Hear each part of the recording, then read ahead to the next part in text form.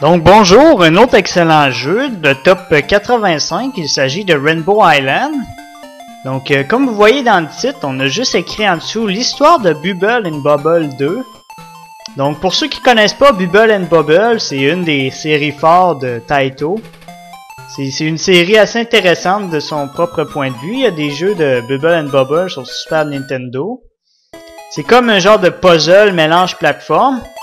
Mais cette fois-ci, c'est encore mieux. C'est littéralement juste de la plateforme. Donc, c'est avec un petit personnage. C'est quand même un jeu qui a l'air extrêmement gay. Mais c'est vraiment le fun. C'est tout simple aussi. C'est un petit cul qui attaque avec des rainbows, des arcs-en-ciel. Ça a même un peu la même physique que l'autre Bubbles and Bobble. C'est le même style de graphique aussi. On peut aussi sauter sur les arcs-en-ciel comme j'essaye de faire en ce moment. Voilà. Donc c'est exactement comme Bubble and Bobble où c'est qu'on tue des ennemis pour essayer de récolter des fruits. Mais là, le petit bonhomme, c'est pas un dragon comme les autres, donc il lance pas des bulles avec son feu, avec sa bouche. Contrairement au dragon, lui fait des petits arcs-en-ciel. Puis contrairement à Bubble and Bobble, c'est pas vraiment un jeu où c'est que on est emprisonné dans une place, puis faut tuer tous les ennemis puis ramasser des objets. Ça c'est vraiment le jeu où c'est que tu progresses à ton rythme, c'est plus plateforme que puzzle. Puis c'est vraiment c'est un bon jeu, c'est pas un jeu plate, c'est vraiment un bon jeu.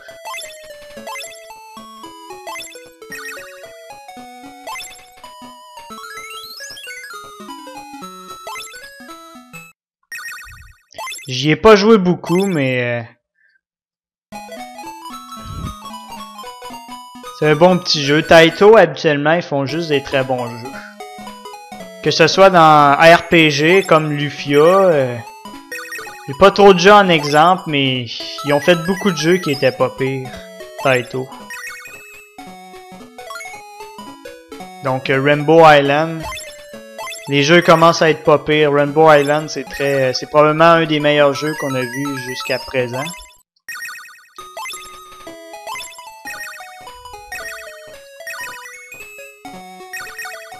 Donc on peut avoir 6 arcs-en-ciel en même temps, il semble. Donc franchement là, c'est très bon. Ça ressemble un peu à Ice Climber, mais en pas mal mieux aussi.